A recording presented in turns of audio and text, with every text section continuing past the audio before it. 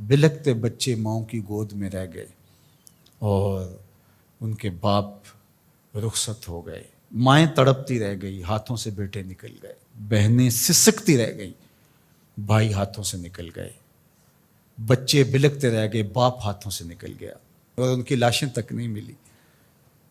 ان مجبوروں، ان بے بسوں، ان لاچاروں کے ساتھ کیا ہم عملی طور پہ کھڑے نہیں ہوں گے؟ یا صرف ہم ایک پوسٹ کر کے سمجھیں گے کہ اپنا حق ادا کر دیا، یا صرف اظہار تعصف کر کے، یا صرف ان کے لیے دعا کر کے ہم سمجھ لیں گے کہ کافی ہو گیا؟ یا ہمیں عملی طور پہ ان کے لیے مقدور بر کھڑا ہونا پڑے گا؟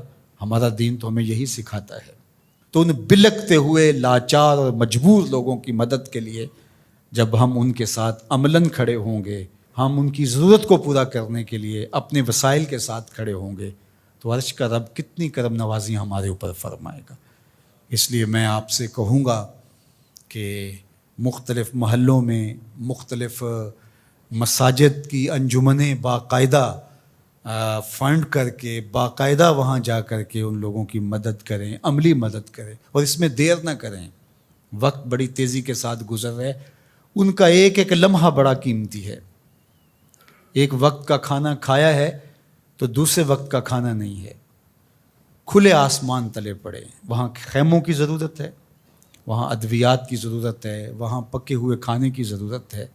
تو ہر بندہ جس کو اللہ نے توفیق دی ہے وہ ان کی فوری مدد کے لیے بھی پہنچے، اور ان لوگوں کی ضرورت جو اس سیلاب کے ریلوں کے گزر جانے کے بعد ہے، بعد میں بیٹھ نہ جائے، بعد میں بھی ان کے مدد کے لیے کوئی 1 مکان تعمیر کر رہا ہے، کوئی 2 مکان تعمیر کر رہا ہے، کوئی 10 مکان تعمیر کر رہا ہے۔ میں یہ کہہ رہا ہوں کہ ہر مسجد کے نمازی مل کے ایک ایک مکان اپنے ذمے لے لیں تو پاکستان کے اندر جو لاکھوں مساجد ہیں تو لاکھوں مکان ان کے بن جائیں گے۔ صرف مسجدوں کے نمازی مل کے، پورا محلہ 200 500 300 گھروں کا ایک محلہ ہوتا ہے، تو صرف وہ ایک ایک مکان اپنے ذمے لے لیں۔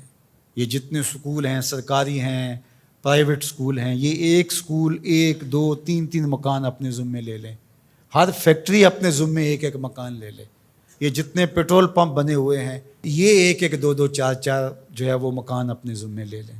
پیرانے الزام 2 2 4 4 10 10 مکان اپنے ذمے لے لیں۔ ہر آستانہ اپنے ذمے مکانات لے لیں۔ تنظیمات الگ جو کام کر رہی ہیں، اللہ ان کو مزید توفیقات سے نوازے، جن کو توفیق نہیں وہ بھی اس کام میں آگے آئیں۔ تو یہ کوئی اتنا بڑا کام نہیں، ہم کھڑے کر سکتے ہیں اپنے بھائیوں کو۔ انصار مدینہ کی مثال ہمارے سامنے موجود ہے۔ یہ جو قافلے آئے تھے مکہ المکرمہ سے تو سب کو چھوڑ کے آگے تھے، حضور نے ایک کو ایک کا بھائی بنا دیا، مواقعات مدینہ اسے کہتے ہیں۔ تو انہوں نے آدھا آدھا سامان، اپنے باغ، اپنی ساری چیزیں آدھی آدھی ان کے سپرد کر دی کہ آپ ہمارے بھائی ہیں۔ کائنات میں مدد، نصرت، اعانت اور یوں بھائی چارے کی کوئی اور دوسری مثال اس طرح کی نہیں ہے، اور یہ دین قیامت تک ہے۔ تو وہ سنت مسلسل ہونی چاہیے کہ ایک ایک فیملی اپنے ذمے لے لیں۔ اللہ نے آپ کو عافیت میں رکھا ہے، اللہ کے حضور اس نعمت کا شکرانہ ادا کرنا ہوگا، عملاً بھی، قولاً بھی، رویتاً بھی، اور اپنے وسائل اور اپنے مال کے ذریعے بھی۔ سیاسی لوگ بھی 2 4 ہفتے کے لیے اپنی ساری باہمی مخاصمتیں یہ معطل کر دیں اور ان اپنے بھائیوں کے ساتھ کھڑے ہو جائیں جا کے۔ اور حکومت وقت بھی ترجیحاً ان کو دیکھے۔ یہ باہر کے دورے آگے پیچھے یہ جو کچھ ہو رہا ہے، یہ وقت نہیں ہے کچھ کہنے کا، ورنہ وہ کیا کسی نے کہا تھا کہ تمہارے بچے ہمارے ٹیکسوں سے پل رہے ہیں، ہمارے بچوں کو زرد سیلاب کھا گیا، ہمارے بچے پانی میں بہہ گئے، ہمارے مکان منہدم ہو گئے، اور تمہاری زندگیاں بہت اچھی گزر رہی ہیں، تھوڑی دیر نیچے آؤ، اترو اور ان کی اشک شوئی کرو۔ جو بیرونی ممالک سے امداد آئے گی، جو یہاں سے، اس کو منصفانہ طریقے کے ساتھ ان تک پہنچاؤ۔ ایسا نہ ہو کہ گندم کی بوریاں سڑ جائیں اور لوگ بھوک سے مر جائیں۔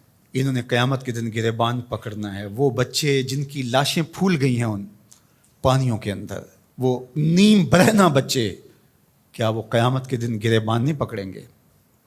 کیا جواب دے سکیں گے ہم اللہ اس کے رسول کے سامنے؟ ادارۃ المصطفیٰ اپنی بساط کے مطابق اپنے ان بھائیوں کے ساتھ کھڑا ہے.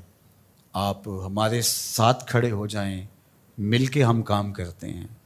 جس تنظیم کے ساتھ بھی آپ کا اطمینان قلب ہے، اعتماد ہے، اس کے ساتھ کھڑے ہو جائیں. یہ بڑی تیزی کے ساتھ کام کرنے کا وقت ہے، زیادہ سوچنے کا وقت نہیں ہے. فوراً کسی کے ساتھ جڑ جائیں، خود چلے جائیں، دوڑ پڑیں وہاں. آپ ان کے ساتھ کھڑے ہوں گے، وہ اپنے ساتھ آپ کو موجود پا کر ہی جو ہے ان کو تسلی ہوگی، تشفی ہوگی کہ یہ ہمارے درد میں ہمارے کوئی آنسو تو پوچھنے والا ہے.